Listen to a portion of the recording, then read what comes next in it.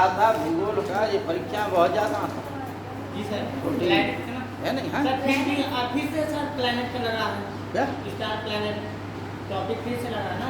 हाँ हाँ आज या कल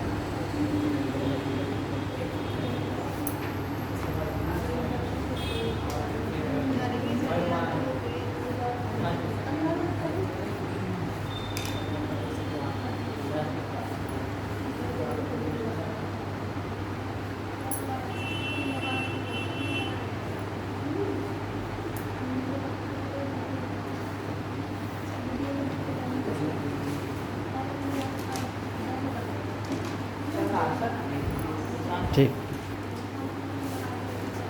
देखिए बच्चों, आज का जो टॉपिक है इटली एवं जर्मनी का एकीकरण, ठीक है नहीं। अच्छा, इसमें हमने आप लोगों को बताया है जो वर्ल्ड हिस्ट्री में कुछ महत्वपूर्ण चीज़ें हैं, महत्वपूर्ण टॉपिक हैं जो कंपटीशन में आते हैं। जरा से क्वेश्चन। अच्छा, एक हमने जो है कि जब फ्रांसीसी क्रांति पढ़ा रहे थे तो हमने रूसों के बारे में कहा था। एक रूसों का बहुत कथन है, वो है कि मनुष्य स्वतंत्र पैदा हुआ है और सर्वत्र जंजीरों में जकड़ा है। ये कथन जो है कई बार परीक्षाओं में आता है। जैसे ये कार्ल मार्क्स का कथन था कि संसार के मजदूरों एक हो जाओ और तुम्हारे पैरों में पड़ी हुई जंजीरों को तोड़ दो। तुम्हें खोने के लिए क्या है, जो कुछ है तो पाने के लिए। इसका था कथन कार्ल मार्क्स का। ये उनका कथन भी दास कैपिटल नामक पुस्तक लिखी। कार्ल मार्क्स ने साम्यवाद की स्थापना का जनक कहा जाता कार्ल मार्क्स और एंजल्स को, ठीक है ना। संसार में जो शासन प्रणालियां हैं वो आज वर्तमान में गणतंत्रात्मक, लोकतंत्रात्मक, समाजवाद, साम्यवाद, इनसे संबंधित है सब जगह, ठीक है ना। जैसे चीन और रूस में कौन सी विचारधारा की शासन प्रणाली है? साम्यवाद की। भारत में लोकतंत्रात्मक, पश्चिम में ज़्यादातर लोकतंत्रात्मक। अब लोकतंत्र में एक संसदीय प्रणाली होती है और एक अध्यक्षीय प्रणाली होती है,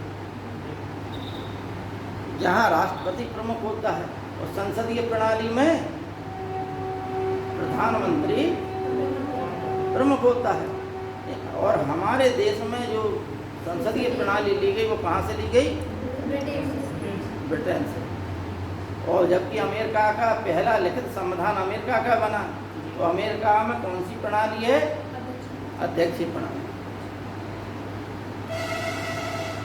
इटली और जर्मनी के एकीकरण में आपको बता दें, नेपोलियन यानी 1789 में, जब बच्चों आपको हम बताएं कि है क्या, कि बहुत बड़ा टॉपिक है, हम अपनी स्मरण शक्ति के आधार पर बता रहे हैं, तथ्य इधर उधर आप लोग उसमें पढ़ लेना, ठीक है ना। कहानी सी बता रहे हैं हम आपको, जो ऐतिहासिक कहानी है वो बता रहा है, उसमें आप लोग पढ़ लेंगे तो तथ्य भी समाहित होगा, ठीक है ना।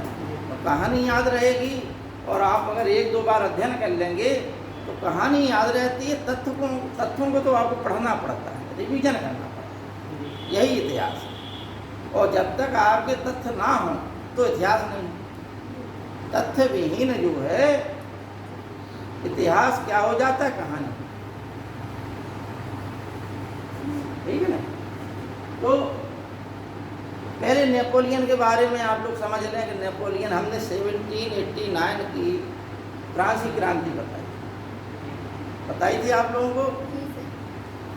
उस क्रांति के पश्चात फ्रांस में आतंक का राज्य प्रारंभ, क्योंकि जो मध्यम वर्गीय लोगों के हाथ में सत्ता आ गई।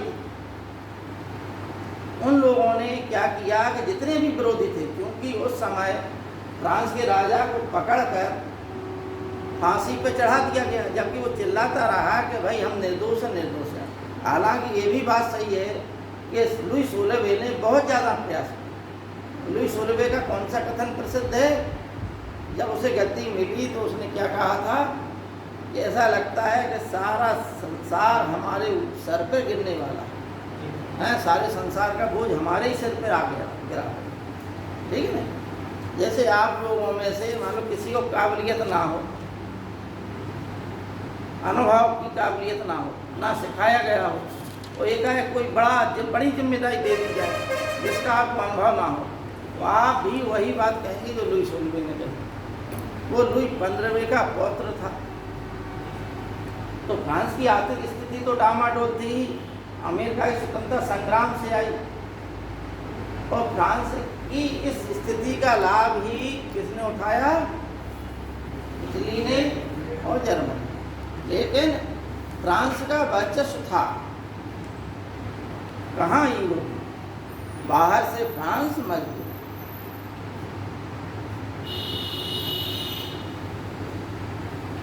डिक्टेटरशिप वहाँ लागू हो गई। फ्रांस में आतंक का राज प्रारंभ हुआ 1789 में। तो जो उनके हाथ में सत्ता थी, वहाँ फ्रांस में विदेशी आक्रमण भी हो रहे थे अन्य देशों के, क्योंकि राजा से संबंध होता है। और फ्रांस में जो रानी थी मैरी एंटवानेट, वो कहाँ की रानी थी? ऑस्ट्रिया। एक ऑस्ट्रेलिया देश है, एक ऑस्ट्रिया देश है। ये यूरोप में पड़ता है। ऑस्ट्रेलिया क्या है? एक महाद्वीप है। तो ये जो है अपने समय पे यूरोप में, जब इटली और जर्मनी जो है अनेक छोटे छोटे राज्य थे यहाँ पे, जैसे जब इंग्लैंड के लोग आए भारत में व्यापार करने के लिए, यूरोप के लोग आए, तो भारत एक नहीं था।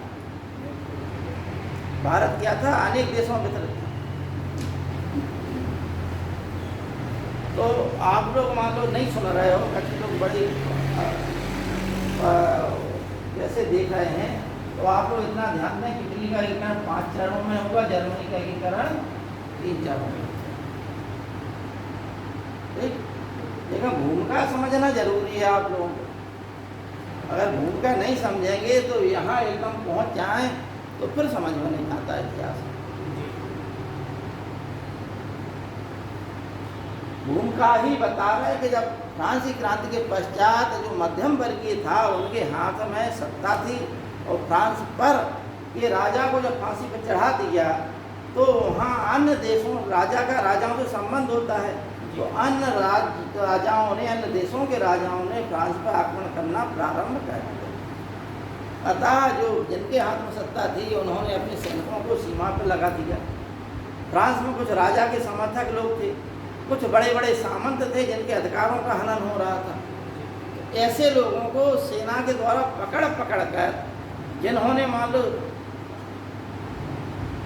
सरेंडर कर दिया, अपनी संपत्ति दे दी, वो तो बच गए, बकाया सबको पकड़ कर गिलोटिन पर चढ़ाते चले। अब क्या होगा कि जो लोग ऐसा कर रहे थे, उस कालखंड को हम क्या बोलते हैं फ्रांस के इतिहास में? आतंक का राज। रोबेसियर जो है उसमें एक प्रमुख नेता था, और भी थे, दांते था ये नहीं। आपस में ही ये लोग लड़ गए, काय के लिए? शक्ति के लिए। उनमें आपस में ही, क्योंकि जब गिलोटिन पे चढ़ाए जा रहे थे, विरोधी सब मारे गए, तो आपस में ही विरोध उत्पन्न हो गया। किसके लिए? शक्ति लेने के लिए। 2 गुट बन गए, और एक गुट ने दूसरे गुट को चढ़ा दिया। अंत में स्थिति तुम लोगों ने बताया कि विदेशी आक्रमण हो रहे थे। ऐसी स्थिति में एक कोर्सिका द्वीप था फ्रांस के समीप, जिसे फ्रांस ने कब्जे में लिया था, उसे जो है वहाँ की जनता ने विरोध किया, तो वहाँ की जनता को स्वायत्तता दे दी फ्रांस की सरकार ने, अधीन फ्रांस के था। वहीं पर एक लोहार के परिवार में नेपोलियन बोनापार्ट का जन्म।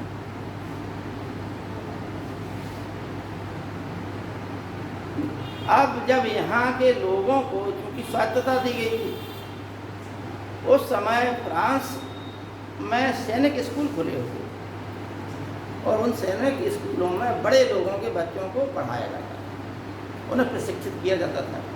लेकिन कोस के द्वीप के बच्चों को भी सरकार ने चूंकि वहाँ की सहानुभूति जनता की लेने के लिए वहाँ के बच्चों को भी पढ़ाने का निश्चय किया। उसमें नंबर नेपोलियन का भी आ गया। नेपोलियन ने सैनिक शिक्षा ली। नेपोलियन जाना चाहता था नौसेना में, लेकिन वो चूंकि एक ऐसे ही परिवार का था, अच्छे सामंत आमंत रईस परिवार, कुलीन परिवार का था नहीं, अतः उसको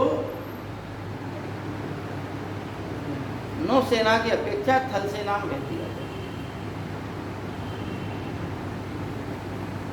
और जब विदेशी आक्रमण हो रहे थे, उस समय से मरने के लिए स्पेन की सीमा की तरफ भेज दिया। स्पेन, इटली, सिटली इन तरफ को भेज दिया गया। वहीं पर थोड़ी सी सेना के साथ में नेपोलियन ने ऐसा कमाल कर दिया कि अपनी रणनीति के आधार पर कि बहुत बड़ी विशाल सेना को उसने पराजित कर दिया। एक खबर जो है फ्रांस पहुंची, तो फ्रांस की जनता ऐसे ही हीरो का इंतजार कर रही थी।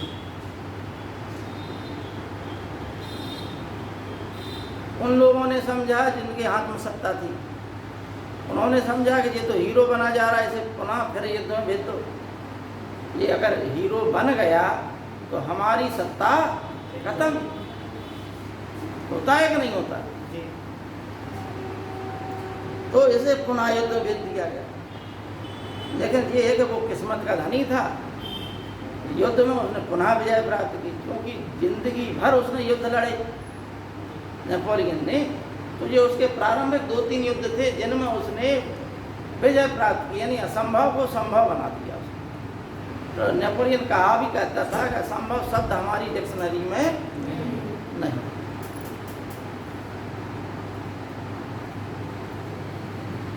अब क्या हुआ कि फ्रांस की जनता के लिए वो जो है कि बहुत बड़ा हीरो बना। यह बात जो है जब फ्रांस में प्रवेश किया उसने, तो वो वास्तव में जनता ने जगह जगह उसका स्वागत किया। नेपोलियन ने समय और परिस्थिति को समझ लिया कि हमारे अनुकूल है पूरा माहौल। उसने क्या किया कि शासन व्यवस्था को अपने हाथ में लिया और 2 डायरेक्टर्स के जो पद थे, डायरेक्टर्स कह लो या डिक्टेटर कह लो, वो उसने बनाए। एक पे स्वयं बैठा, एक पे दूसरे को बैठा दिया। और कुछ समय पश्चात उसने वो दूसरा पद भी खत्म समाप्त कर दिया और स्वयं को फ्रांस का सम्राट घोषित कर दिया, क्योंकि जनता को इससे कुछ लेना ही देना नहीं था। जनता विरोध कहती। अब देखिए फ्रांस में जो भी स्थितियां थीं, उसने सब स्थितियां परिवर्तित कर दी। बैंक स्थापित किए, शिक्षा की व्यवस्था की। बैंक स्थापित करने से वहाँ एक वित्तीय प्रणाली हो गई। उसका अब अंदर से फ्रांस मजबूत होने लगा और नेपोलियन ने युद्ध कर करके अन्य देशों में भी अपनी विजय पताका फहरा दी। तो वो हीरो था ही, महा हीरो बनता चला गया।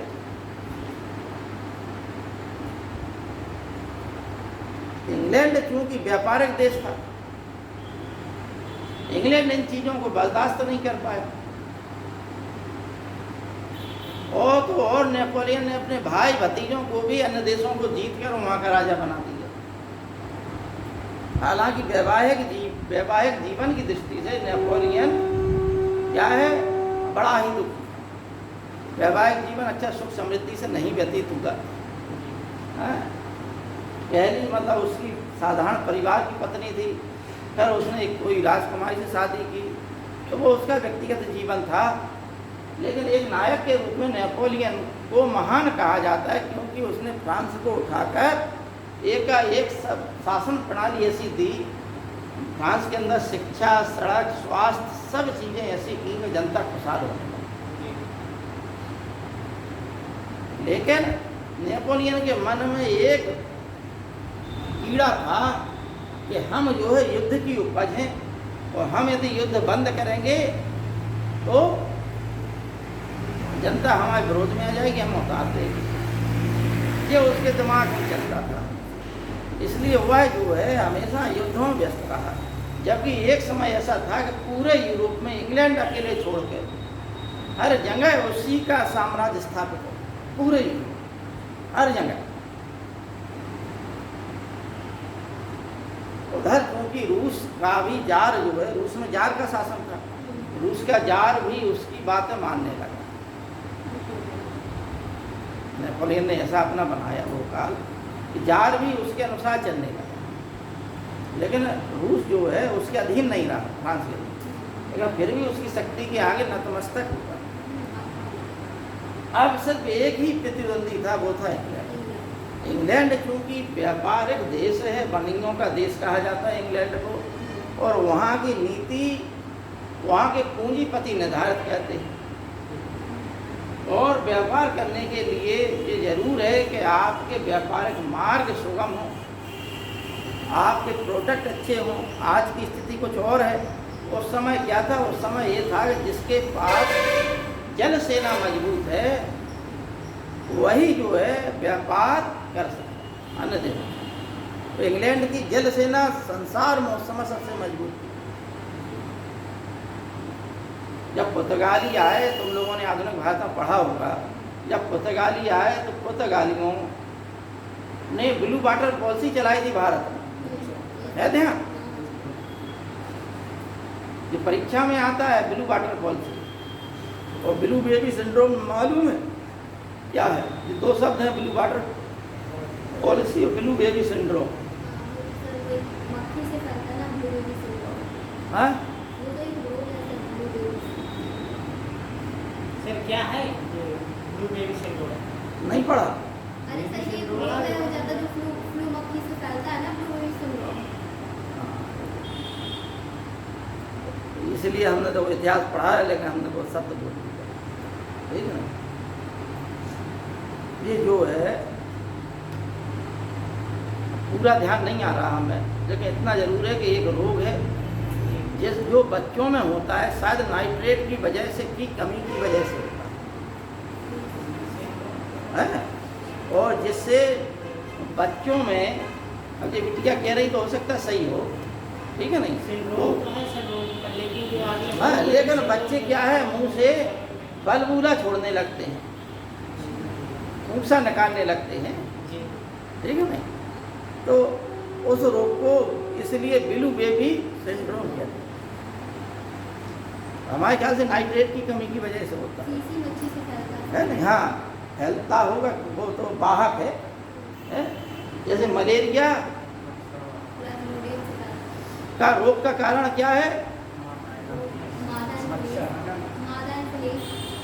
हाँ, बस यही गड़बड़। मलेरिया रोग जो है वाहक है कौन? मादा एनाफिली। और जितने भी रोग आपको जो बुखार वाले फैलते हैं, जो मच्छरों द्वारा फैलते हैं, वो मादाओं के द्वारा ही फैलते हैं, क्योंकि उन्हें जो है अपने अंडों को गर्मी देने के लिए खून की जरूरत होती है, ठीक है नहीं? और वो लार ग्रंथियों में पैरासाइट्स पाए जाते हैं। जैसे ही वो जो है पहले एक द्रव्य निकालते हैं, जैसे डॉक्टर लोग नहीं, एक कॉटन से आपकी रुई को क्या है, जहाँ इंजेक्शन लगाना है उस त्वचा में लगाएंगे रुई को। क्यों? क्योंकि वहाँ की त्वचा को वो एक तो मुलायम करेंगे, दूसरी बार कीटाणु विहीन करेंगे, और जो होता क्या है वो स्प्रेड होता है। तो अभी इसमें कोरोना काल में ऐसे ही ये जो प्लाज्मोडियम है, जो मच्छर है, वो भी एक मतलब द्रव्य निकालता है, फिर अपनी जो है कि उसमें सूंड होती है, उससे त्वचा में छेद करता है और फिर उसी के साथ में लार ग्रंथियाँ, उसकी जो लार निकलती है वो चली जाती हैं और खून चूस लेता है, अपना टैंक फुल कर लिया। उससे की गर्माहट से, खून की गर्माहट से उसके अंडों का विकास हो जाता है। अंडे वो कहाँ स्थिर पानी में देती हैं, तो एक बार में लाखों अंडे पैदा होते हैं। उनसे मच्छर का जीवन काल बड़ा नहीं होता है, लेकिन फिर भी मच्छरों की जनसंख्या अरबों खरबों में है। तो पुर्तगालियों ने भी समुद्र पे एकाधिकार किया, लेकिन इंग्लैंड की जब शक्ति, जल शक्ति बढ़ी, तो इंग्लैंड ने इनको पराजित कर दिया, पुर्तगालियों को। और इंग्लैंड जो है, इंग्लैंड फ्रांस को भी पराजित किया जल शक्ति में। इंग्लैंड ही सबसे बड़ी जल शक्ति बन गया, तो व्यापारिक देश भी सबसे बड़ा बन गया। इंग्लैंड को जब ये नहीं पराजित कर पाया, आक्रमण किया जल के द्वारा, क्योंकि इंग्लिश चैनल के द्वारा फ्रांस और इंग्लैंड के बीच में क्या है, पानी है। देखा हो आप लोगों ने मैप में, उसे इंग्लिश जल संधि कहते हैं, वो विभाजित कहती है। इंग्लैंड का तट जो है कटा फटा है, और जिस देश का तट कटा फटा हो वहाँ के लोग ज़्यादा साहसी होते हैं, तट की वजह से बंदरगाह वहाँ ज़्यादा होते हैं। तो नेपोलियन जब नहीं पराजित कर पाया इंग्लैंड को युद्धों में, उसने क्या महाद्वीपीय प्रणाली अपनाई। इस महाद्वीपीय प्रणाली का मतलब है कि इंग्लैंड का सामान तुम लोग ना लो, कोई भी ना लो इंग्लैंड का सामान। इंग्लैंड को आर्थिक रूप से इतनी क्षति पहुंचा दो कि इंग्लैंड अपने आप धराशायी हो जाए। आज भी ये स्थिति चलती। उसने यूक्रेन पे आक्रमण किया है नहीं, लेकिन क्या है कि रसिया जिस कॉमन चीज है, कोई भी देश जब ऐसा करेगा तो शक्तिशाली देश हैं, अगर वे डायरेक्ट हस्तक्षेप नहीं करेंगे, डायरेक्ट युद्ध में भाग नहीं लेंगे, तो उसे कमज़ोर करने का प्रयास करेंगे। ये पॉलिसी वो जानता है, तो वो रूस ने अपनी भी पॉलिसी पहले ही से बना ली थी, इसलिए कमज़ोर नहीं हो रहा। तो इंग्लैंड भी अपना व्यापार करता रहा, लेकिन यूरोप के देशों में जो इंग्लैंड का सामान जाता था उसकी कमी होने लगी। अन्य देशों को उसने अपना, जर्मनी है, स्पेन है, रूस है, सबसे कहा। कुछ समय तक तो 2-4 महीने माना, लेकिन धीमे धीमे करके अब वो सामान ही नहीं मिला, जनता मांग थी उसकी, तो चोरी छिपे व्यापार होने लगा इंग्लैंड से। यहाँ तक कि जिस नेपोलियन ने महाद्वीपीय प्रणाली के द्वारा इंग्लैंड को पंगु बनाने का प्रयास किया, वो भी इंग्लैंड से अपने सैनिक सामान लेता था। सैनिकों के लिए जूते वूते हैं, जो ड्रेस है, जो बर्फ़ पर चलने के लिए होता है, जूते पहनना, मजबूत जूते हों तो बर्फ़ में दिक्कत नहीं होती। जब ये बातें यूरोप के देशों को पता चली कि ये तो स्वयं ले रहा है इंग्लैंड से और हम लोगों को मना कर रहा, वो उन देशों ने भी अवहेलना प्रारंभ कर दी, जिससे नेपोलियन ने अन्य देशों को अपनी धमकी दिखाई। इंग्लैंड क्योंकि उनके साथ था ही, तो सब देश आपस में मिल गए और फिर वाटरलू गए। लेकिन हमने आपको क्या बताया, हमने ये बताया आपको कि नेपोलियन ने पूरा यूरोप जीत लिया था। नेपोलियन की जो सेना है उसमें कौन सी भावना थी? समानता, स्वतंत्रता और बंधुत्व की भावना, भ्रातृत्व की भावना। इस नारे के साथ वो पूरे यूरोप में गई, स्पेन में भी गई, इटली में भी गई और जर्मनी में भी गई। क्योंकि हमें इटली और जर्मनी का पढ़ना है, तो यहाँ पर उस समय जब नेपोलियन की सेना ने आक्रमण किया तो ये दोनों ही देश छोटे छोटे टुकड़ों में बटे हुए थे। छोटे छोटे बहुत से राज्य थे, करीब 38 के आसपास जर्मनी में थे राज्य, जिसे आज हम जर्मनी कहते हैं। उस समय जर्मनी में 38 के आसपास थे। ऐसे ही इटली में भी अनेक छोटे छोटे राज्य थे। लेकिन जब नेपोलियन की सेना गई तो नेपोलियन की सेना ने क्या किया, इन पे अधिकार कर लिया और एक प्रशासनिक व्यवस्था ला दी इन पे नेपोलियन ने। ये सब कार्य किए जिससे जनता में जो राष्ट्रीयता की भावना जागृत हो गई, जनता में समानता, स्वतंत्रता, बंधुत्व, भ्रातृत्व की भावना पैदा हो गई। क्योंकि आप जिसके संपर्क में आएंगे, आप कुछ ना कुछ उसका असर आप पे आएगा। आप अच्छी समाज को में रहेंगे तो आप अच्छे विचार वाले हो जाएंगे, विचारवान लोगों के बीच में रहेंगे तो विचारवान बन जाएंगे, हाँ, मूर्खों के बीच में रहेंगे तो मूर्ख बन जाएंगे। हैं, ये जो है प्रभाव पड़ता है इस चीज़ का।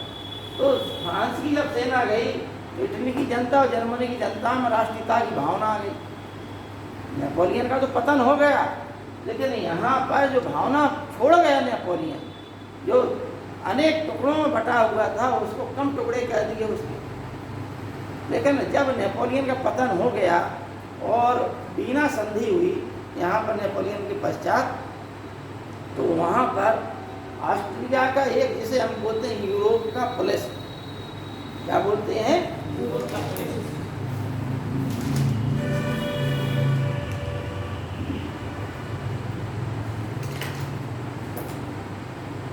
इसे बोलते हैं ऑस्ट्रिया के चांसलर मेटरनिच।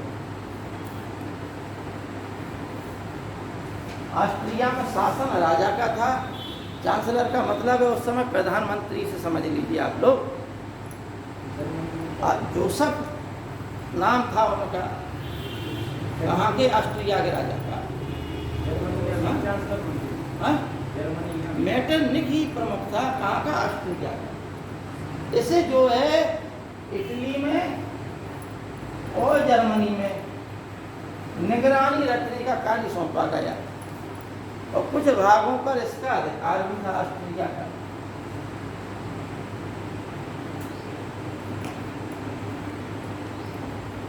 अतः अब इनके एकीकरण के लिए कौन कौन वो हो गए,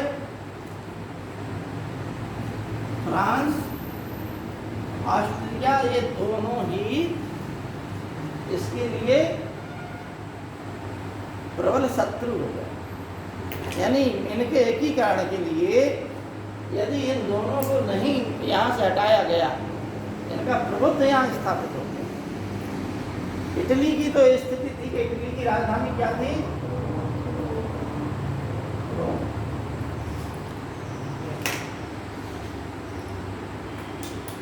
देखो हमें ध्यान तो नहीं आ रहा है, लेकिन हम स्मरण शक्ति के आधार पर बता रहा है कि इटली जो है एक शब्द बनाया गया था जिसका मतलब होता है बछड़ों का देश।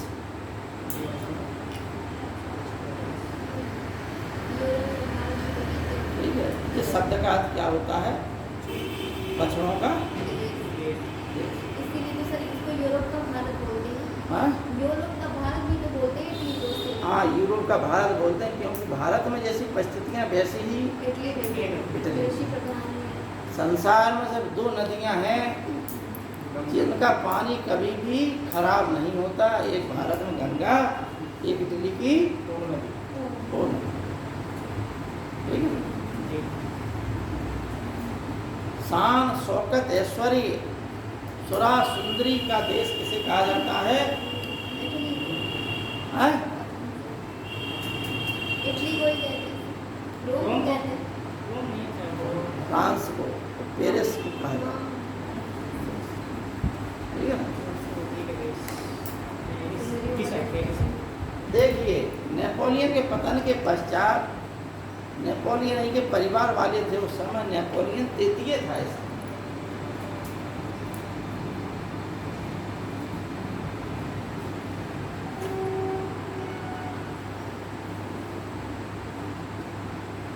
हमने बताया आज इटली का एकीकरण 5 चरणों में होगा। अब इतनी भूमिका से आप लोग समझ गए होंगे कि इनके समक्ष क्या समस्या थी। एकीकरण की भावना कब जागृत हुई, फ्रांस की सेना जब गई तो ये भावना उनके साथ आ गई। भारत में जो है अंग्रेजों ने शासन किया, लेकिन राजा राम मोहन राय ने लोगों को जागृत करने का प्रयास किया। फिर स्वामी विवेकानंद आ गए। इससे लोग बागों में अपना पुराना अतीत जो है याद करने की भावना आ गई।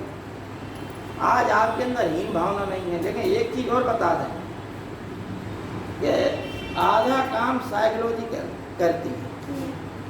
अगर आप ये मान के चलेंगे कि हमें IAS PCS बनना है, ठीक है नहीं, और मानसिक रूप से आप मजबूत रहेंगे तो आप IAS PCS बन के दिखाएंगे। आपकी मेहनत, आपकी साइकोलॉजी, ये जो साइकोलॉजी का मतलब जो दृढ़ इच्छा शक्ति,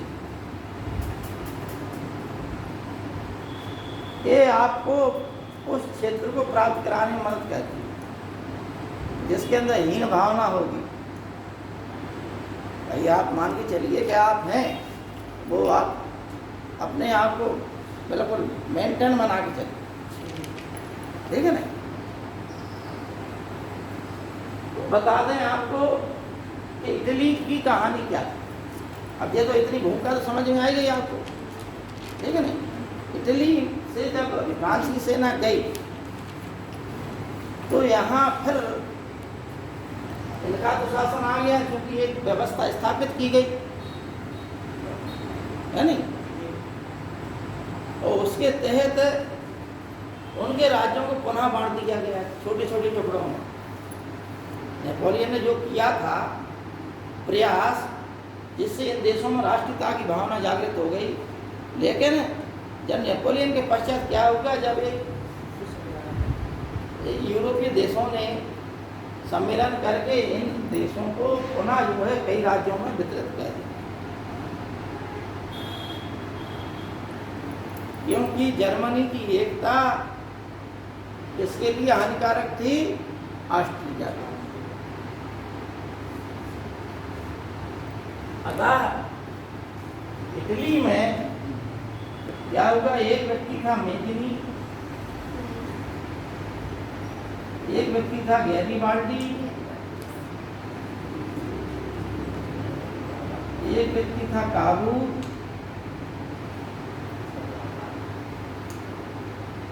एक राजा थे विक्टर,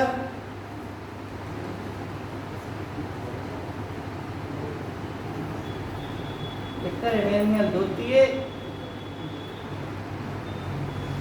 और विक्टर इमैनुअल द्वितीय के समय ही इटली का पूरा एकीकरण,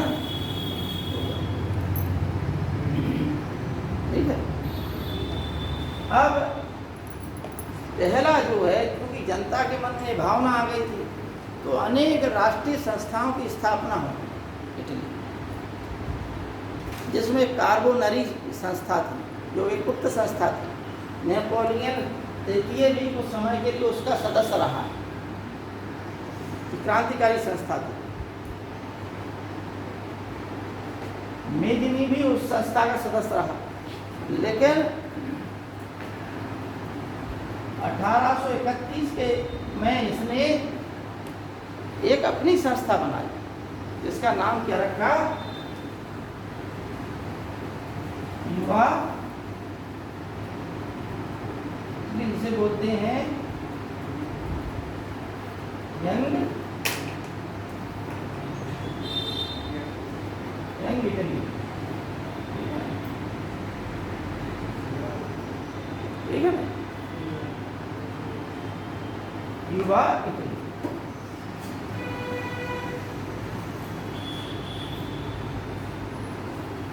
एक पढ़े लिखे परिवार का व्यक्ति था मेदिनी, लेकिन गैरीबाल्डी एक साधारण परिवार का था।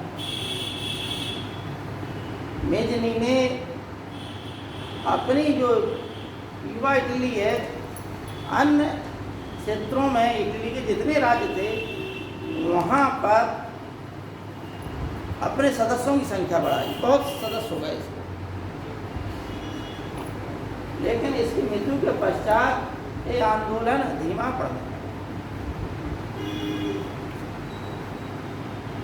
गैरीबाल्डी भी यंग इटली का सदस्य था, इसने भी युद्ध लड़े, विद्रोह किया, राजा के खिलाफ किए, अन्य देशों के खिलाफ किए, लेकिन सफलता नहीं मिल पाई। लेकिन फिर भी जनता के मन में भावना थी स्वतंत्रता की। गैरीबाल्डी को जो है भागना पड़ा, कहाँ, अमेरिका भागना पड़ा। इसकी पत्नी भी मर गई, सब कुछ युद्धों में ये बर्बाद हो गया। हाँ, जब जो है फ्रांस में, इटली और जर्मनी में दो राज्य ऐसे थे जिन्होंने अपनी स्वतंत्रता के लिए पहला प्रयास किया। अतः पूरे जनता की सहानुभूति उन दोनों राज्यों के प्रति हो गई। कौन कौन से राज्य थे? इटली में था पीडमोंट सार्डिनिया,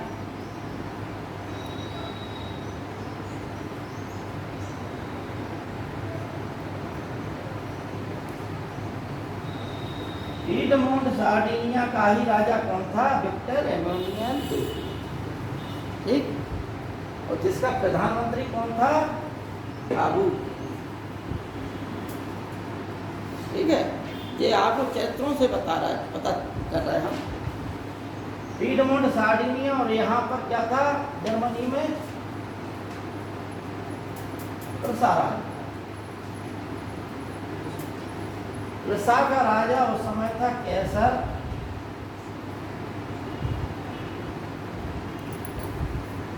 विलियम प्रथम। कैसर विलियम प्रथम का जो प्रधानमंत्री था वो था बिस्मार्क, जिसे हम क्या बोलते हैं? चांसलर। ये जो कि पहले चांसलर बनने से पहले ये जो है यूरोपीय अन्य देशों में एक राजदूत की हैसियत से कार्य करता था। उस दौरान इसने बड़े बड़े लोगों से अपने मित्रतापूर्ण संबंध स्थापित कर लिए। व्यवहार कुशल था। रूस में रहा राजदूत के रूप में, तो रूस के जार से मित्रता कर ली। ये सब मित्रताएं उसको अब लाभ देंगी जर्मनी के एकीकरण में।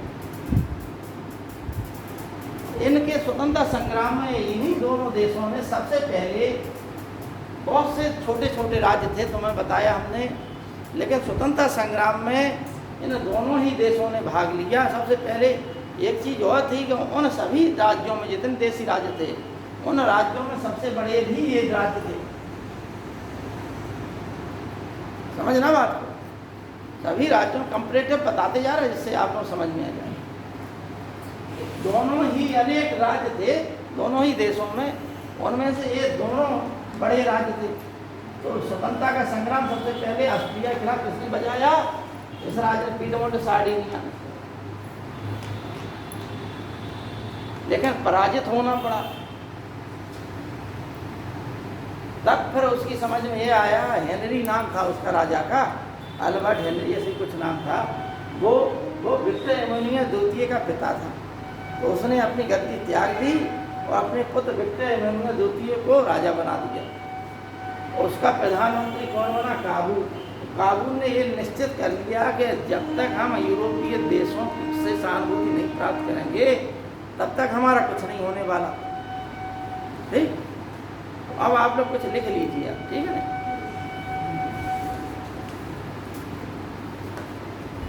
नहीं, पूरा जो है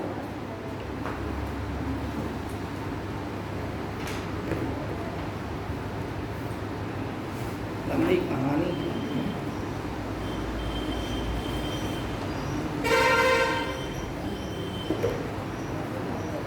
देखिए, नेपोलियन की इटली विजय के बाद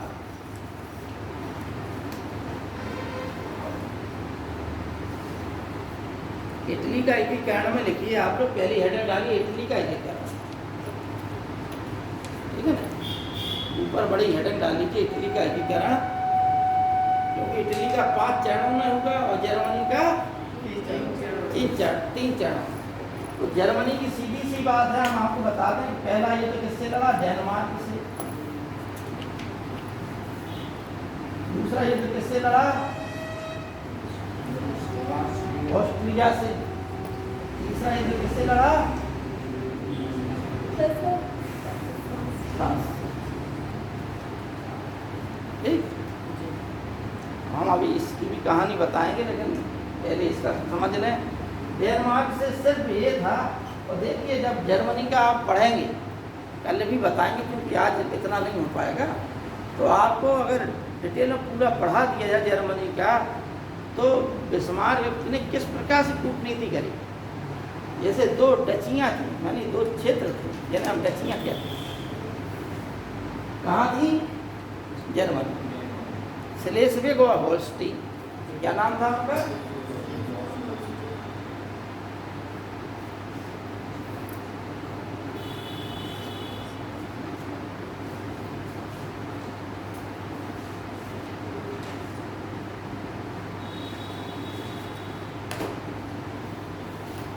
अब क्योंकि उसने बहुत पहले ही रूस के जार से एक बार कहा था, किसने? बिस्मार्क ने, कि हम सिर्फ 3 युद्ध लड़ेंगे और जर्मनी का एकीकरण करेंगे।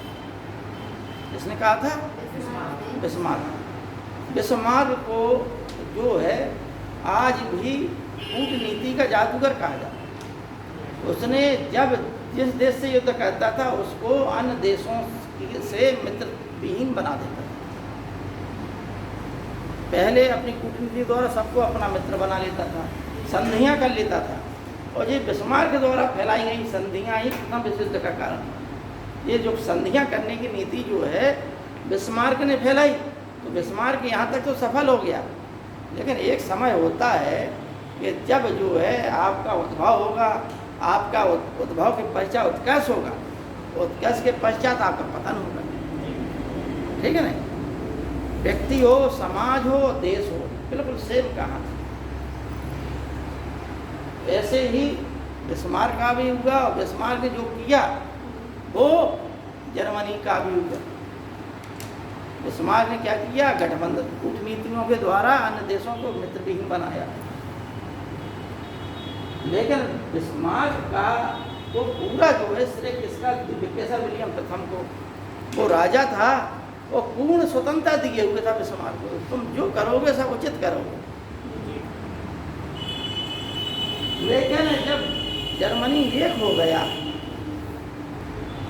ये 3 युद्धों के पश्चात, और फिर इसके कुछ समय पश्चात केसर विलियम प्रथम की मृत्यु हो गई, तो केसर विलियम द्वितीय राजा बना।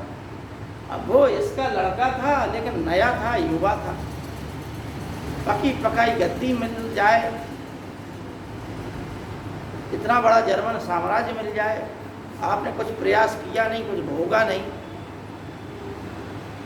तो आपको उस प्रकार का अनुभव होगा नहीं। तो आप उन्हीं लोगों के विरोधी हो जाएंगे जिन्होंने इस राज्य को बनाने में योगदान दिया।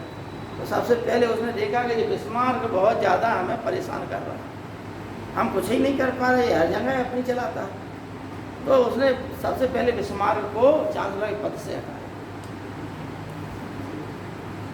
और भाई यहीं से जर्मनी के शत्रु पैदा हो गए। फ्रांस, जब हम पढ़ाएंगे आपको तो ये पता चल जाएगा, फ्रांस को मित्र विहीन बनाया, फ्रांस का बहुत सा क्षेत्र जीत लिया, तो फ्रांस इससे बैर बनाए हुए था। और यही बैर जो प्रथम विश्व युद्ध के कारण गुप्त संधियाँ, फ्रांस का जो वो लॉरेंस अल्सास लॉरेन प्रदेश था, है नहीं, उस प्रदेश को इसने जीत लिया। बिस्मार्क की नहीं थी इच्छा कि हम इस पर कब्जा करें, लेकिन जनता बड़े उत्साह में थी। तो बिस्मार्क की बता रहा कूटनीति की कि इसने यहाँ डेनमार्क के राजा संधि कर ली, और संधि करने कैसी की संधि?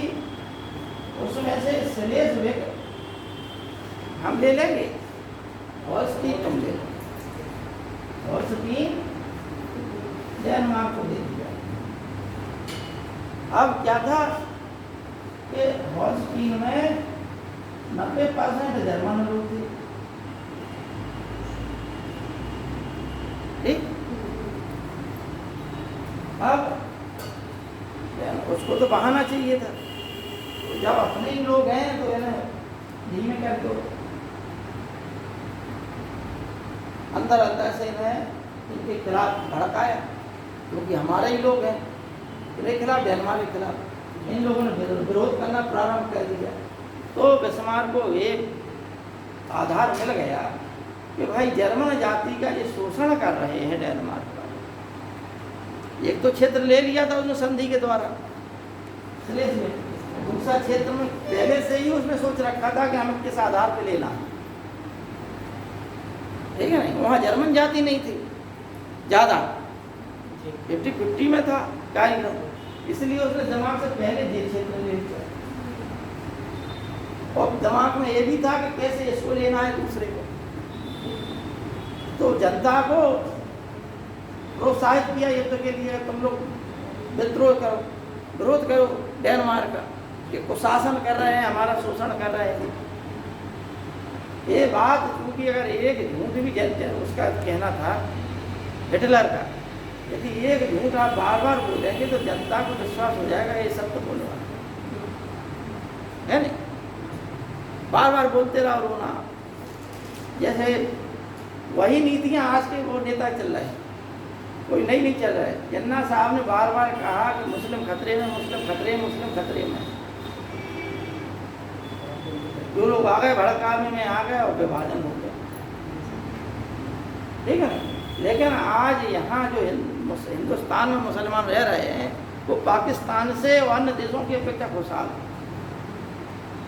जो लोग भागे वहाँ पाकिस्तान में, वो आज देख रहे हैं उन्हें बंदूक थमा दी जाती गरीबों को, भोजन नहीं मिल रहा। आज 200 रुपये के ऊपर हो गया डॉलर की कीमत। $1 बराबर 200 पाकिस्तानी रुपया, जबकि भारत का रुपया कितना है? 77 रुपया। $1 बराबर 77 रुपये, 77। कितना बड़ा अंतर। अब 200 रुपये का मतलब है आप 200 रुपये पटकेंगे तब जर्मनी अमेरिका का ₹1 लेंगे, और पेट्रोल डीजल जो भी सामान है अमेरिका से लेना है आपको, तो आप कंगाल वैसे ही हो गए। ठीक, गलत चीज़ें कहने से क्या होता है, देख पड़ा। अंत में युद्ध होगा और स्टीम युद्ध होगा। तो हम बिस्मार्क की नीति की बता रहे कैसे कहता था। आइए अब इस इटली में लिखिए। तो हमने क्या बताया कि नेपोलियन की विजय के पश्चात जो बंटवारा हुआ, उस बंटवारे के तहत इन देशों में जो एकीकरण की भावना की थी नेपोलियन ने, कि जो अगर एक हो गए तो क्या होगा, यूरोप के अन्य जो बड़े देश हैं उनको खतरा है, तो इनको पुनः छोटे छोटे राजाओं में बांट दी जाए जैसे वो पहले की स्थिति में थे। लेकिन जो जनता में जो राष्ट्रीयता की भावना आ गई उसको कहाँ से दबाओगे, ठीक है ना। तो वही स्थितियाँ आ रही हैं। क्या आ रही कि देखिए, एक कार्बोनरी गुप्त संस्था की स्थापना की गई। कार्बोनरी कहाँ पर? यहाँ पर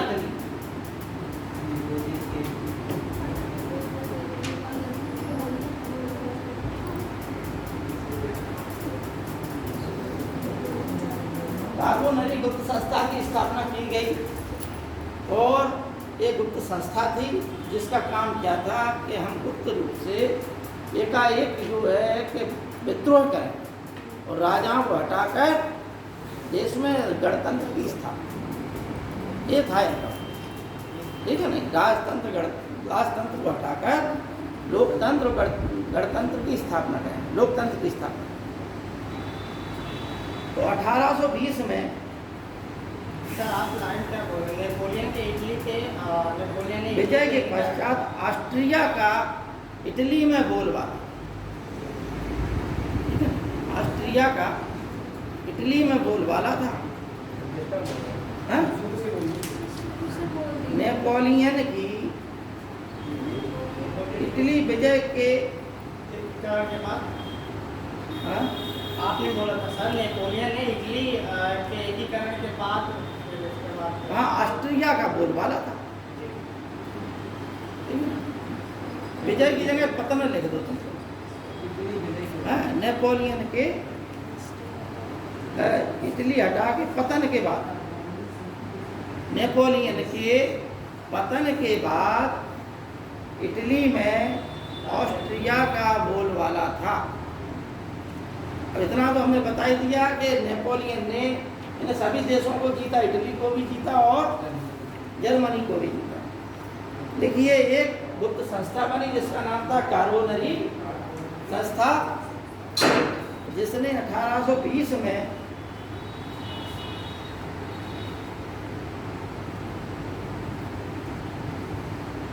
नेपल्स में एक विद्रोह किया जिसे दबा दिया गया।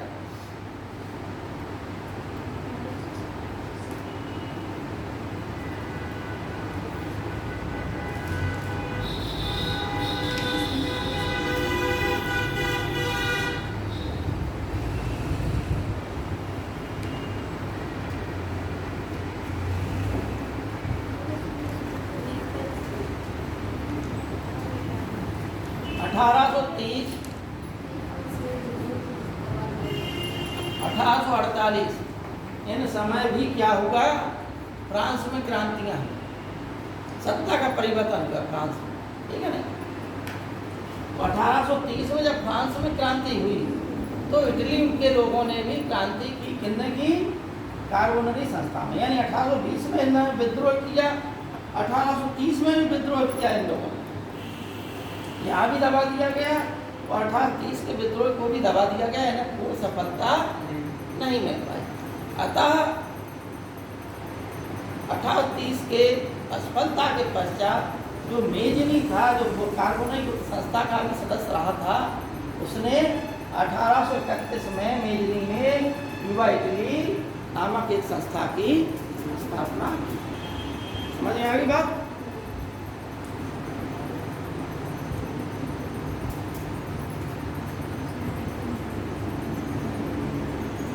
इसका एक कथन है, लिखिए, यदि समाज में, मेजनी का कथन है, यदि समाज में क्रांति लाना है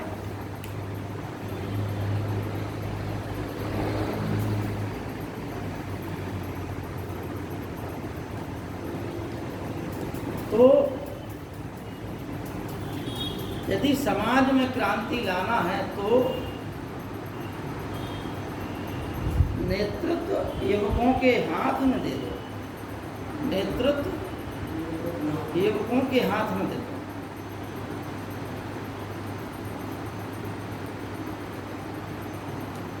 देखो बच्चों, अब तुम लोग बता रहे हैं तुम्हें कि इटली की राजधानी क्या थी? रोम में गणतंत्र, रोम में अधिनायकवाद और रोम में सैनिकवाद भी चला। ये हम पुराने समय में बता चुके। फिर क्या हुआ कि रोम का पतन हो गया और रोम में किसका शासन स्थापित हो गया?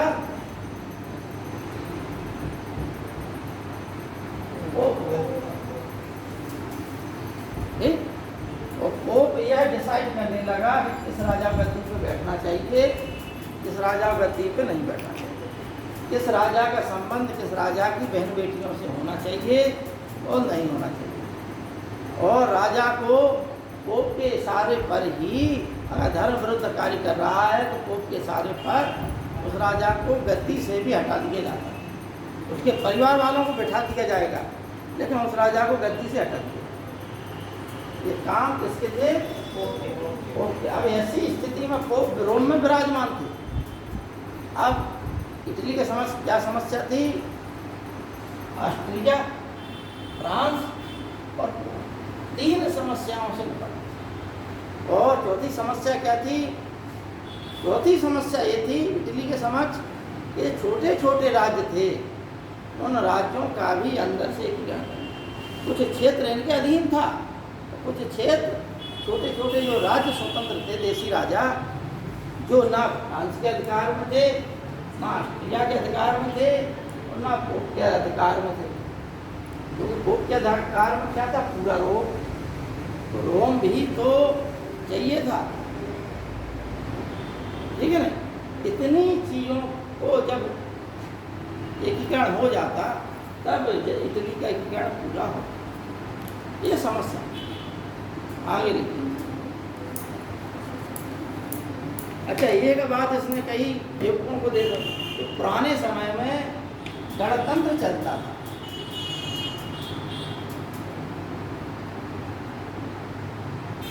और मेजनी ने क्या कहा कि यदि क्रांति लाना है तो नेतृत्व युवकों को दे दो, ठीक है ना।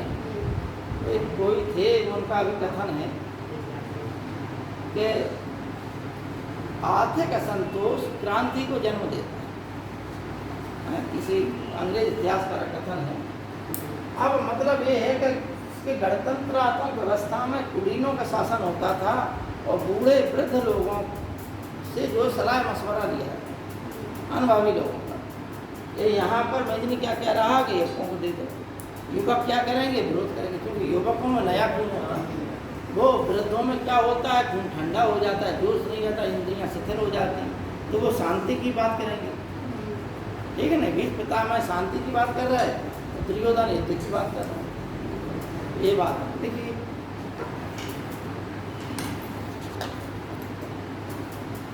(1848) ये हमने बताया। 1848 की क्रांति के समय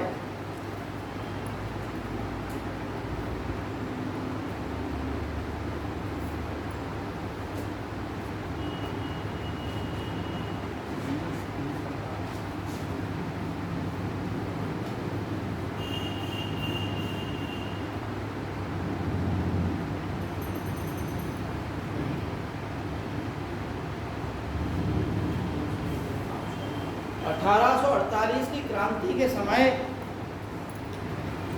मेजनी ने इटली में गणतंत्र की स्थापना के लिए प्रयास किया।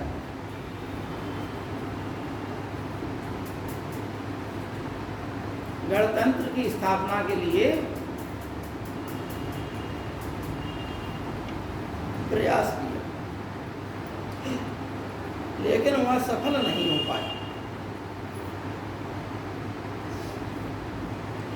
देखो बच्चों, 1848 का हम आप लोगों को बता रहे हैं। यहाँ फ्रांस में भी क्रांति हुई, ऑस्ट्रिया में भी सत्ता परिवर्तन हुआ, और जो मेटरनिख जो यूरोप का पुलिस बना फिर रहा था, उसे ऑस्ट्रिया देश छोड़कर भागना पड़ा, क्योंकि वहाँ का राजा भी परेशान हो गया था इससे, उसे भगाया गया, तो इसे भागना पड़ा। ठीक है, जब ये भागा तो उस समय इटली का राजा कौन था? Charles Albert. हम नाम भूल रहे थे, क्या नाम था? Charles Albert. और चार्ल्स एल्बर्ट का ही पुत्र कौन था? Victor Emmanuel. समझ में आई बात? इसने क्या किया? ऑस्ट्रिया के खिलाफ युद्ध घोषित कर दिया, लेकिन युद्ध में पराजित होना पड़ा और ऑस्ट्रिया से संधि कर ली और अपनी गद्दी छोड़ दी, अपने पुत्र विक्टर एमानुएल को सौंप दी। इतनी बात।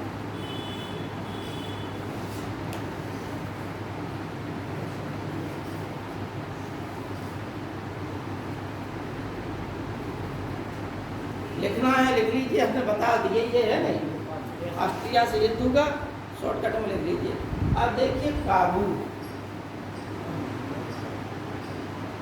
क्योंकि विक्टर एमानुएल राजा बन गया, तो ऐसा है कि राजा भी एक विधान के तहत काम करता है कि नहीं करता। तो वहाँ एक विधानमंडल था, वहाँ चुनाव की प्रक्रिया प्रारंभ हुई 1853 के आसपास। काबुल जो है पढ़ा लिखा था, 1848-50 के आसपास हुई थी। ये वहाँ प्रथम विधानसभा चुनाव हुआ, जिसमें काबुल भी चुना गया।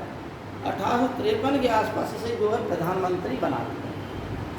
पहले मंत्रिमंडल में शामिल हुआ 51 में, फिर 53 में से प्रधानमंत्री बना।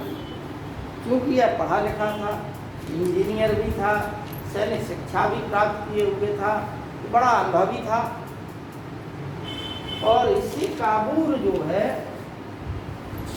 राजतंत्र में विश्वास करता था, मेजनी गणतंत्र में विश्वास करता था। आप जरा जरा चीज़ों पर परीक्षा में यही प्रश्न आते हैं। मेजनी किसमें विश्वास करता था?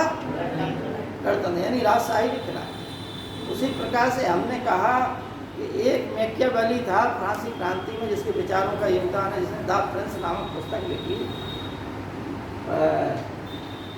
क्या नाम? मोंटेस्क्यू है। मोंटेस्क्यू ने क्या नाम पुस्तक लिखी थी? The Prince.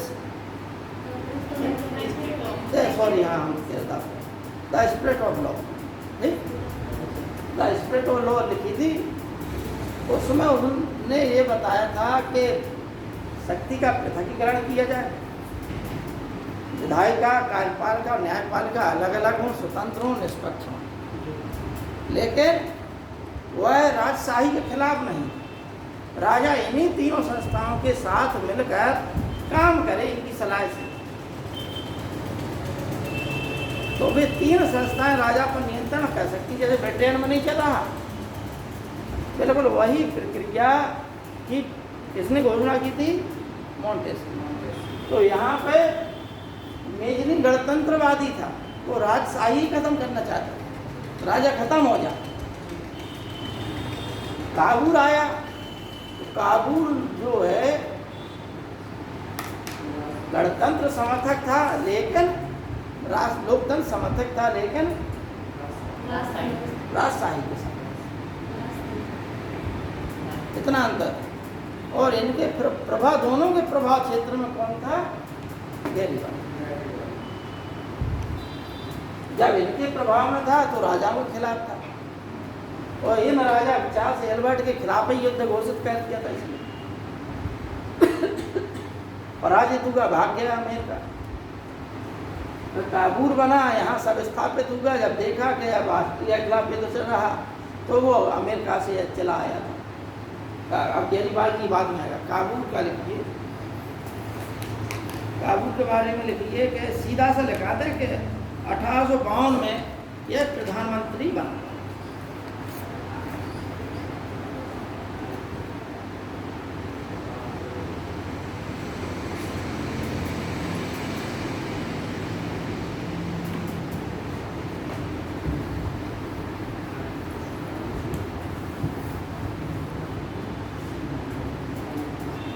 अब देखिए पहले चरण में क्या है, इटली का टिकट 5 चरणों में बताया आपको। ये 5 चरणों का शॉर्टकट में आप समझ लेंगे तो इटली का टिकट समझ में आ जाएगा। जैसे जर्मनी का हमने शॉर्टकट में ये बताया, इसका डिटेल में और बता देंगे, लेकिन इतनी तो समझ में आ गई बिल्कुल शॉर्टकट फार्मूला में कि पहला ये इटली का टिकट 3 चरणों में, जर्मनी का टिकट 3 चरणों में होगा। पहला डेनमार्क, दूसरा ऑस्ट्रिया, तीसरा फ्रांस। ठीक उसी प्रकार से इटली का 5 चरणों में होगा। तो 5 चरण कैसे कैसे थे वो आपको समझ गए तो समझ लीजिए इटली का टिकट समझ। क्या होगा? 1854 में यूरोप में क्रीमिया का युद्ध प्रारंभ, ठीक है ना। यूरोप में क्रीमिया का युद्ध प्रारंभ होगा। अब क्रीमिया का युद्ध इसमें पहले चरण में लिखिए आप लोग।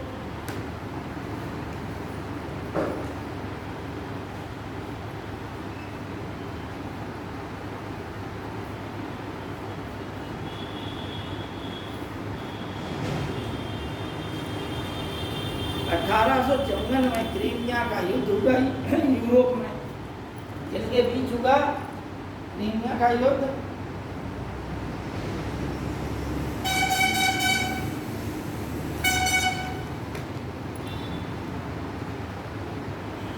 रूस और तुर्की के बीच हुआ।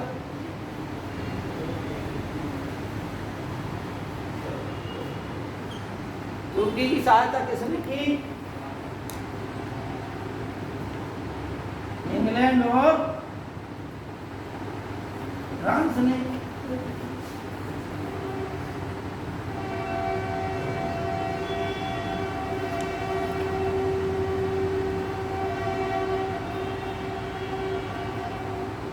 अब क्योंकि जब 1852 में काबूल प्रधानमंत्री बना तो काबूल ने यह अच्छे से समझ लिया था कि बिना विदेशी सहायता के हम जो है एकीकरण नहीं कर पाए, इटली को एक नहीं कर पाए। क्योंकि इटली से आपको बताया कि ऑस्ट्रिया को भगाना जरूरी है, फ्रांस को भगाना जरूरी है, और पोप की सत्ता का अंत करना है। पोप का जो साम्राज्य छाया हुआ है उसका भी अंत करना, और ये बिना विदेशी सहायता के हो नहीं सकता। विदेशी सहायता कब मिलेगी? जब विदेशी शक्तियों की सहानुभूति आपके साथ हो। विदेशी क्यों चाहेंगे? लेकिन ये अवसर मिल गया उसे कब? 1854 के युद्ध में। जब क्रीमिया का युद्ध हुआ तो रूस ने तुर्की पर आक्रमण किया, तो तुर्की की सहायता के लिए इंग्लैंड और फ्रांस आ गए। अतः एक पीडमोंट सार्डिनिया के राजा विक्टर एमेनुएल ने काबूल के कहने पर अपनी एक सेना की टुकड़ी इनकी सहायता के लिए भेज दी। युद्ध के पश्चात एक शांति सम्मेलन हुआ पेरिस में। वहाँ पर पीडमोंट सार्डिनिया के प्रतिनिधि को भी बुलाया गया। कुछ लोगों ने विरोध किया, लेकिन इंग्लैंड और फ्रांस ने कहा कि नहीं, इसने हमारा साथ दिया, हमारा साथी है, अतः इसको भी सम्मान दिया जाए। तो यही तो वो चाहता था। काबू क्या चाहता था? सहानुभूति। और जब उसे बराबर का अधिकार मिलने लगा तो इसी उद्देश्य उसने सेना भेजी थी। वहाँ पर उसने अपनी, काबुल ने जो प्रतिनिधि था, उसने अपनी पूरी स्थिति सबके सामने उजागर कर दी, अपनी परिस्थितियाँ बता अंदर। समझ में आ गई बात? लिखिए।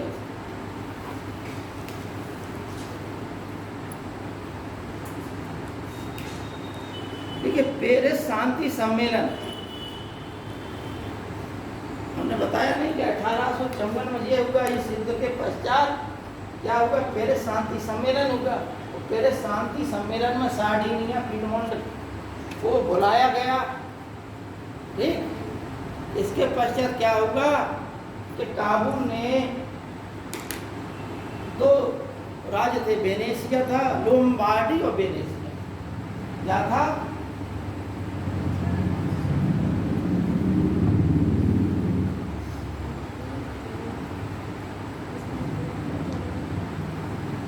पहले चरण में ये महत्वपूर्ण है। पहले चरण में क्या करना है? पहले चरण में ये लोम्बार्डी और वेनेशिया हैं, इनको जीतने का प्रयास किया गया। ये दोनों किसके अधीन थे? ऑस्ट्रिया।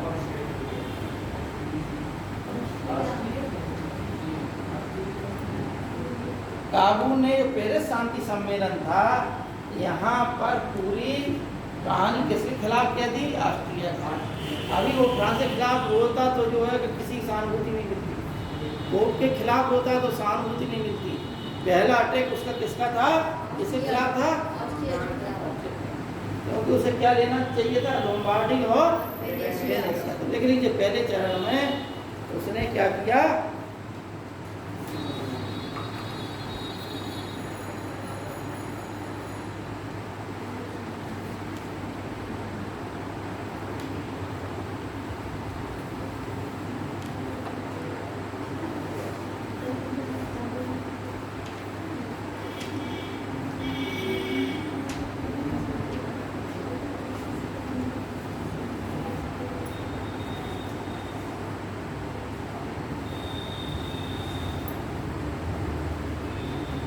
कोलंबिया समझौता लिख लीजिए आप।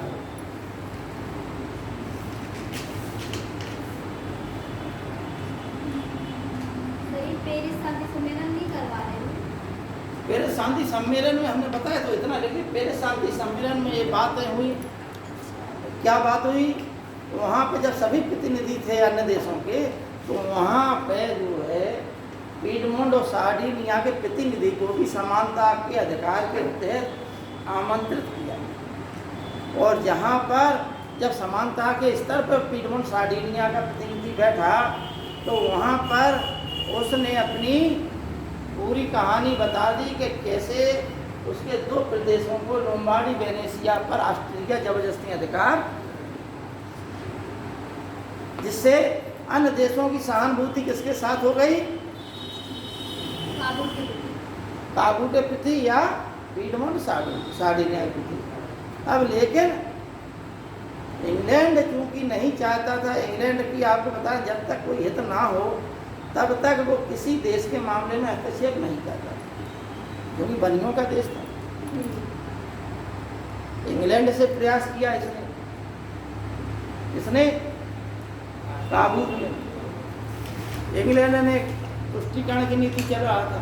इंग्लैंड ने कहा नहीं भाई, हम तो आपको सहायता नहीं दे पाएंगे, ये गलत है, यथा स्थिति बनाए रखें, आप जैसा है वही रहने दें। अब क्या किया गया? नेपोलियन थर्ड से काबुल ने संपर्क। नेपोलियन थर्ड जब एक जगह कहीं घूम रहा था, तो एक इटली के नागरिक और सिनी ने उसको ऊपर मारने का प्रयास किया।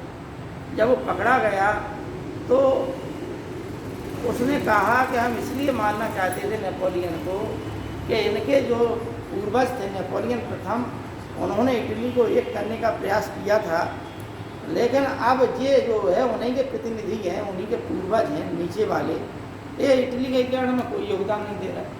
इस बात से नेपोलियन प्रभावित हुआ, नेपोलियन थर्ड प्रभावित हुआ कि हमारा बताओ नेपोलियन प्रथम जो है ऐसा काम करेगा, क्यों ना हम भी इसमें योगदान दें इटली के एकीकरण में। इस बात का लाभ किसने उठाया? काबुल ने। काबुल ने अपनी मित्रता जो है इटली के साथ युद्ध करने के लिए काबुल ने फ्रांस से दोस्ती का हाथ बढ़ाया। और नेपोलियन को एक गर्व था कि हम जो है यूरोप में अपना दिखाएं प्रभाव। भूतकाल में भूल गया वो, लेकिन फिर भी उसने कुछ अपने पक्ष में काम किया। क्या काम किया? उसने एक समझौता किया, किससे? काबुल या पीटमोंट साड़ी। उस समझौते को क्या कहा जाता है? कोलंबियस। इस समझौते की जो बातें थी वो लिख लो, क्योंकि इसी समझौते के तहत फिर क्या होना था? एक विवाह संबंध होना था, 2 लाख की सेना भेजना था। फ्रांस के द्वारा इटली को 2 लाख की सेना देनी थी, काय के खिलाफ? ऑस्ट्रिया के खिलाफ। और जब ये मदद मिल गई, विवाह संबंध हो गए, नेपोलियन तृतीय का चचेरा भाई जेरम था, उसके साथ में इटली की राजकुमारी का विवाह कह दिया गया, तो वैवाहिक संबंध में हो गए। 2 लाख की सेना दे दी फ्रांस के राजा ने। ये सब संधि में थी बातें। जब युद्ध प्रारंभ हुआ तो ऑस्ट्रिया के खिलाफ 2 लाख की सेना फ्रांस की पहुंच गई।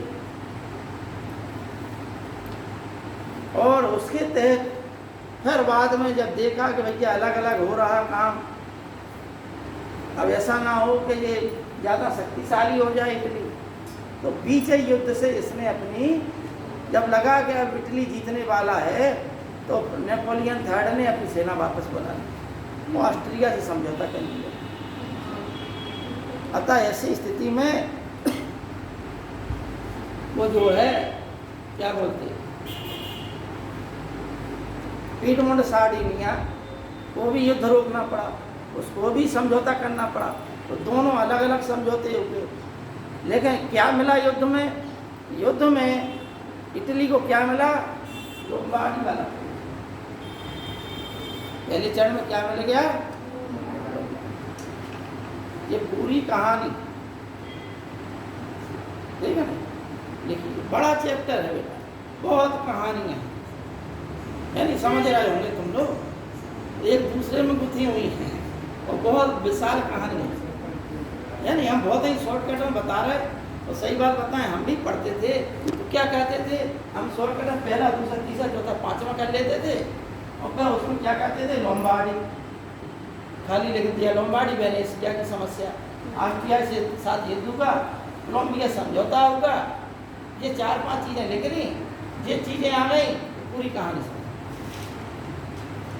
ठीक, यही आप लोग देखिए। इसमें 1858 में, क्योंकि जो तथ्य है वो तथ्य नहीं जाना चाहिए, परीक्षा में क्या तथ्य पूछे जाते हैं, कहानी याद हो, तथ्य आप शॉर्टकट में लिखा हुआ हो, तो ये समझिए इतिहास याद हो गया। देखिए इसमें कोलंबिया समझौता 1858, जो 3-4 शर्तें थी वो लिख लीजिए, तो आपको इतिहास समझ में आ जाएगा। पहला लिखिए, राजकुमारी क्लोटाइट का विवाह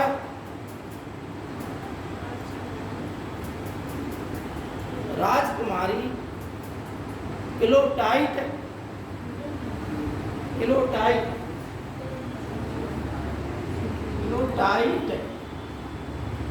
ये नाम, ठीक, ये कहाँ की राजकुमारी थी? फ्रांस की नहीं, पीटमोंट सार्डिनिया, ठीक, विक्टर एमेनुएल द्वितीय की पुत्री। इनका विवाह किसके साथ? देखिए राजकुमारी, कोष्ठक में लिख लीजिए अगर तुम्हें नहीं आ रही समझ में, कहाँ की राजकुमारी? पीटमोंट सार्डिनिया, शॉर्टकट में लिख लीजिए, या इटली की राजकुमारी का विवाह नेपोलियन तृतीय के चचेरे भाई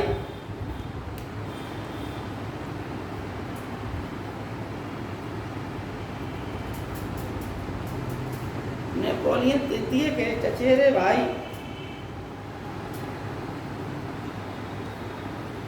जेरम, क्या नाम? जेरम से होगा। हुआ सर कि होगा? अरे भाई संधि हो रही अभी, जब संधि होगी तभी तो होगा का मतलब फिर होगी शादी। अभी संधि कर रहे थे। होगा का मतलब जब संधि में होगा ही, भविष्य में होगा। 1898 में संधि हुई, जब होगा फिर होगा। मतलब गलत कह रहा हूँ तो तुम लोग बताओ। नहीं यस ठीक है भाई, संधि होगी फिर उस पर कार्रवाई होगी। 1858 में संधि हुई और 1858 में ही शादी हुई। ठीक है, नहीं समझाने के लिए बता दिया तुमने।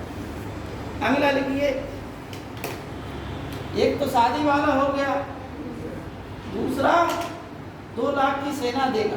कौन? France, Italy.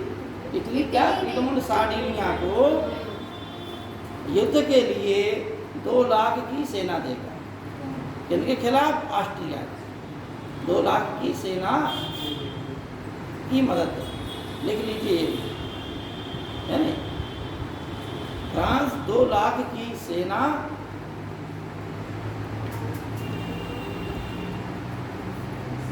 पिएमोंट सार्डिनिया को देगा।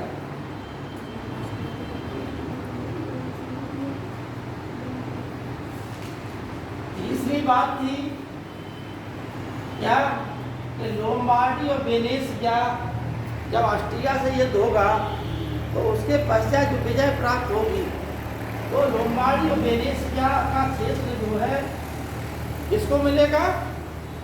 पिएमोंट सार्डिनिया। तीसरी शर्त, पहली शर्त शादी की, दूसरी शर्त 2 लाख सेना की, तीसरी शर्त लोम्बार्डी वेनेसिया युद्ध के पश्चात इसको मिलेगा पिएमोंट सार्डिनिया। ठीक है। और चौथी शर्त थी नीस और सेवाएं। क्या? नीस और सेवाएं।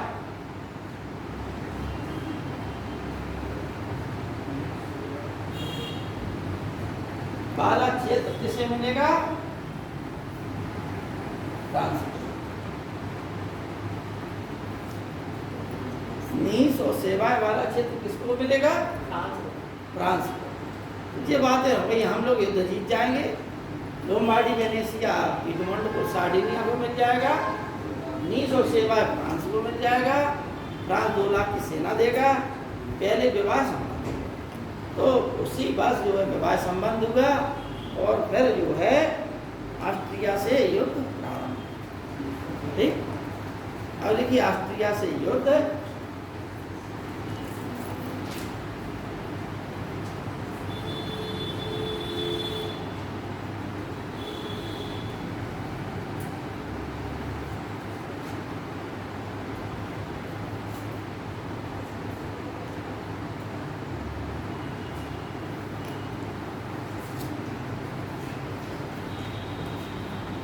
अब हमने कहानी पूरी बताई दी थी। इसमें युद्ध होगा और जब ऐसा लगने लगा कि पिएमोंट सार्डिनिया जीत जाएगा तो नेपोलियन ने अपनी सेना बुला ली ऑस्ट्रिया से संधि कर। ठीक, जो संधि की वो लिखिए, फ्रांस और ऑस्ट्रिया की जो संधि हुई उस संधि का नाम लिख लीजिए आप। ठीक है, उस संधि का नाम था विला फ्रैंको की संधि। विला फ्रैंको संधि 1859। विला फ्रैंको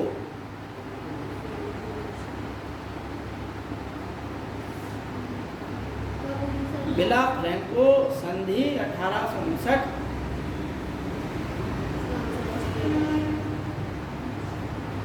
इन दोनों में संधि हो गई। ठीक है नहीं, और अपनी सेना इनने वापस कर ली। और इटली ने भी जो पिएमोंट सार्डिनिया उसने भी ऑस्ट्रिया संधि कर ली, जिसे हम ज्यूरिख की संधि के नाम दूसरी संधि क्या हुई? जीवरक की संधि। 7 नवंबर 1859 को जीवरक की संधि हुई।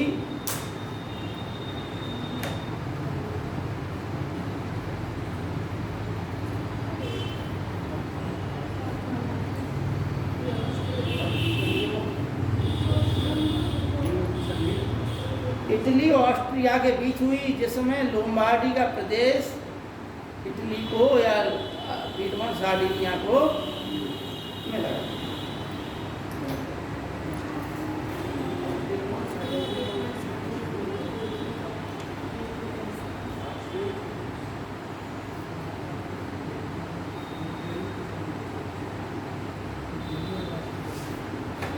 अब बच्चों देखो टाइम हो गया है पूरा।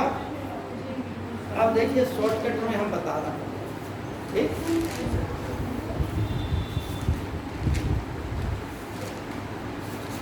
दूसरे चरण में लोम्बार्डी मिल गया, अभी वेनेशिया छूटा। दूसरे चरण में क्या होगा? दूसरे चरण में ये होगा कि जो मध्य इटली के छोटे छोटे देश थे, उन देशों पर कब्जा करना।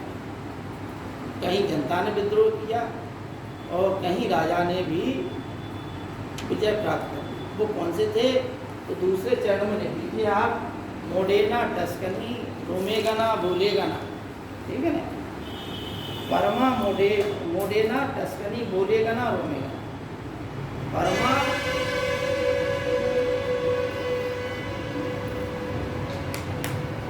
के बाद मोडेना, टस्कनी।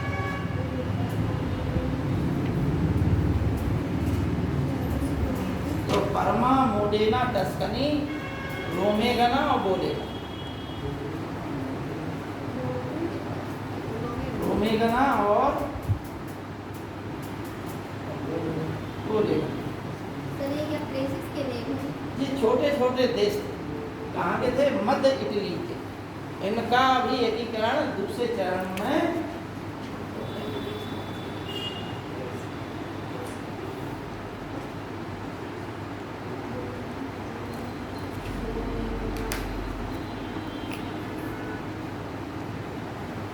मध्य इटली के थे। यहाँ पर 1900 सेवाएं का लालच दिया गया। किसको? फ्रांस के राजा नेपोलियन III को मान गया। जनमत संग्रह हुआ, जनमत संग्रह के द्वारा इन तीनों को मिला दिया। बोलेगना, रोमेगना पोप के अधिकार में थे, ठीक। तो पोप को समझा बुझाकर एक क्षेत्र,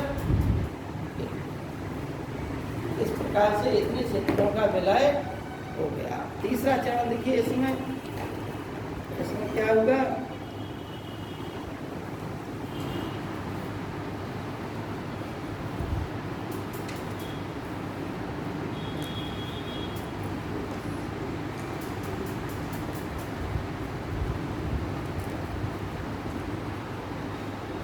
ये बड़े बड़े राज्य थे जहां पर गैरीबाल्डी की तीसरा चरण पूरा गैरीबाल्डी पर आता।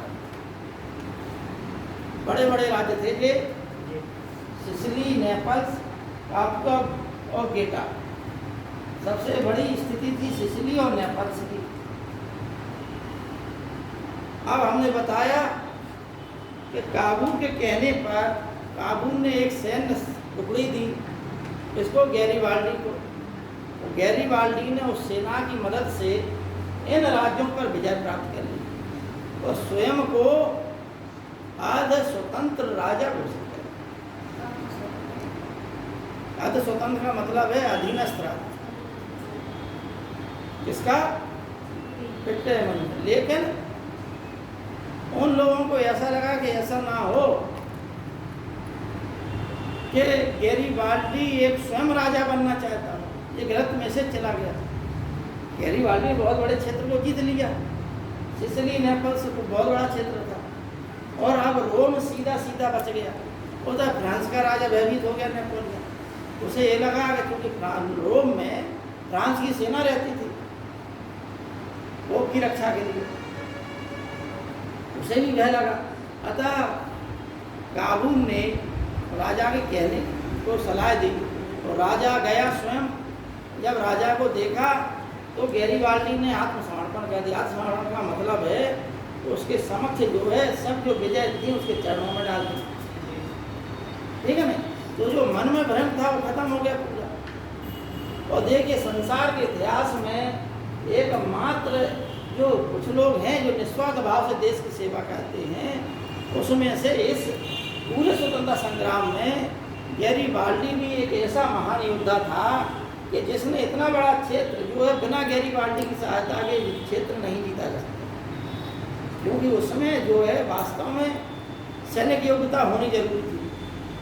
काबूल जो है चतुर था लेकिन सैनिक नहीं था, और यहाँ पर सिसिली और नेपल्स को जीतने के लिए सैन्य योग्यता की जरूरत थी, वो गैरिबाल्डी में थी। अतः गैरिबाल्डी ने अपनी सैन्य योग्यता से इतने बड़े देशों को जीत लिया।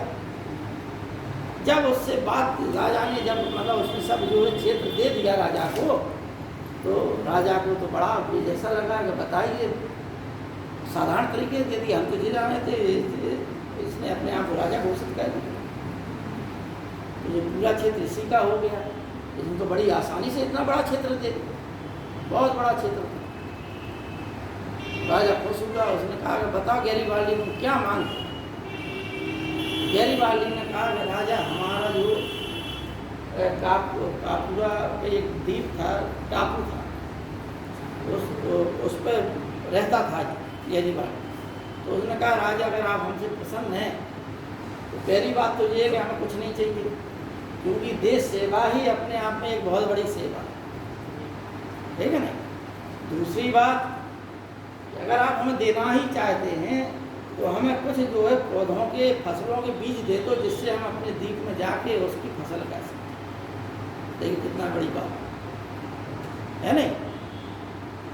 ऐसे उदाहरण मिलेंगे कहीं विश्व इतिहास में, है नहीं। ये जो है महान लोग, ये तीसरा चरण किसका था? गैरिबाल्डी का। कहानी हम गैरिबाल्डी की बता चुके, और भी है, ठीक है ना। चौथा चरण आइए, देखो चौथे चरण में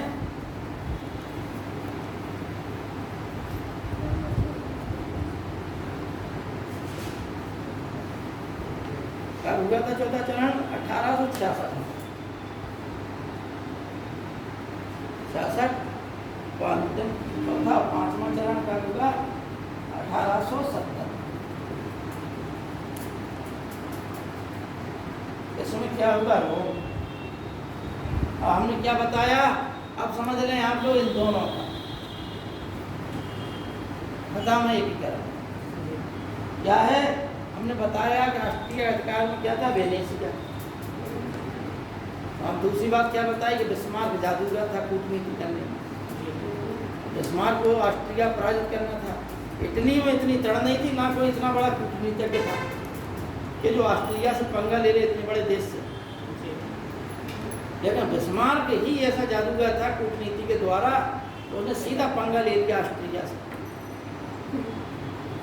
और पहले क्या किया, उसने कूटनीति के द्वारा गुप्त संधियों द्वारा सबको अपना मित्र बना लिया, जैसे ऑस्ट्रिया के खिलाफ किसी का वो नहीं रहा। इटली से क्या उसने किया? दोस्ती। इटली से ये दोस्ती की कि 1866 में जब हम युद्ध लड़ेंगे तो ऑस्ट्रिया से जब युद्ध लड़ेंगे तो ऑस्ट्रिया की पूरी सेना यहाँ आ जाएगी, कुछ टुकड़ी रह जाएगी कहाँ पर? वेनेशिया में। तो अपनी पूरी शक्ति झोंक देना वेनेशिया में, जीत लेना वेनेशिया, और जो ऑस्ट्रिया का अधिकार है। समझ गए? उसने क्या करना था? यहाँ उसे होश। अब हम एक चीज़ और बता दें, हम थोड़ा कंफ्यूज हैं इन दोनों में से, या तो ऑस्ट्रिया था या स्मिथ, दो डचियों में से एक की कहानी क्लियर बता देंगे कल हम तुम्हें, जर्मनी के एक कहानी, ठीक है ना।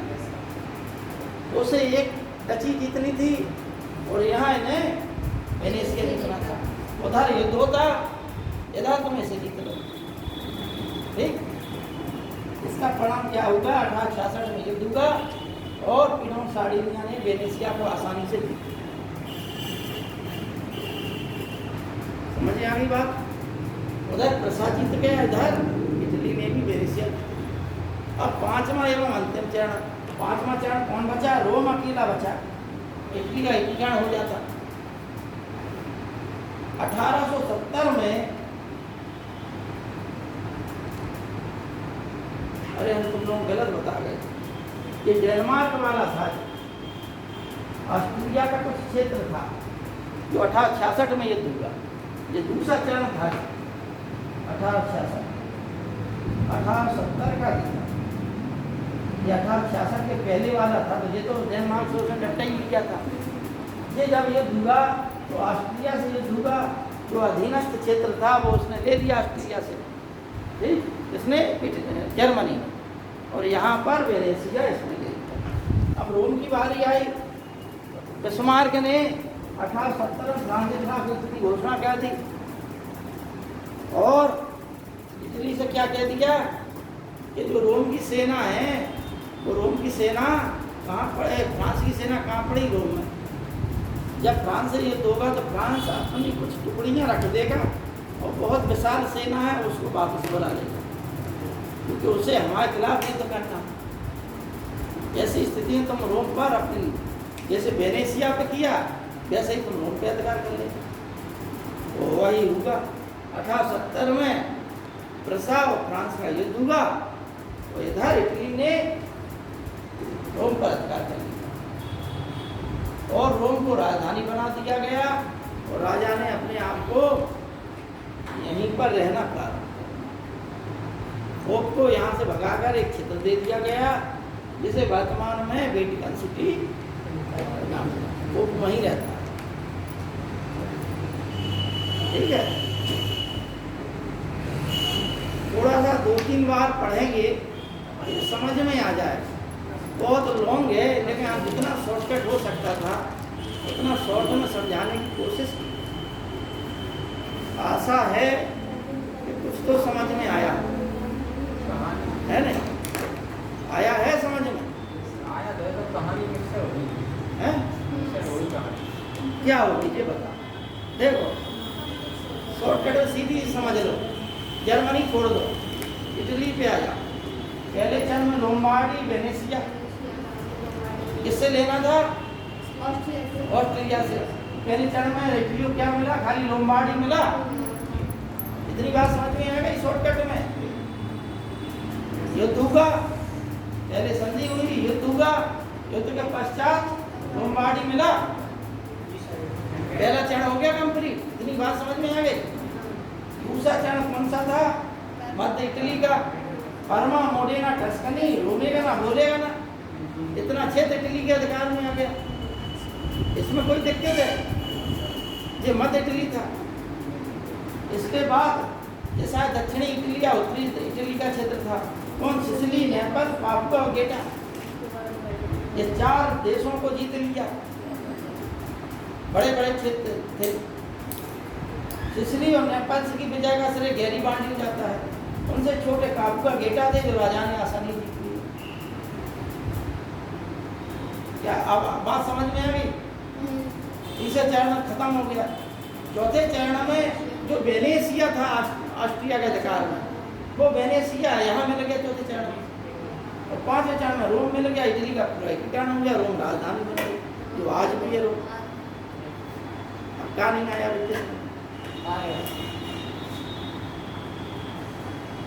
भाई, बिल्कुल शॉर्टकट है कि पहले चरण में लोम्बार्डी मिला, दूसरे चरण में परमा, मोडेना, टस्कनी, रोमेगा ना, बोलेगा ना मिला, तीसरे चरण में क्या मिला? सिसिली, नेपल, पापुआ गेटा, चौथे चरण में वेनेसिया और 5वें चरण में रोम मिल गया। रोम आज भी राजधानी। इटली का क्या हो? अब फिर भी ना आया समझ तो भैया और क्या बताओ, है ना?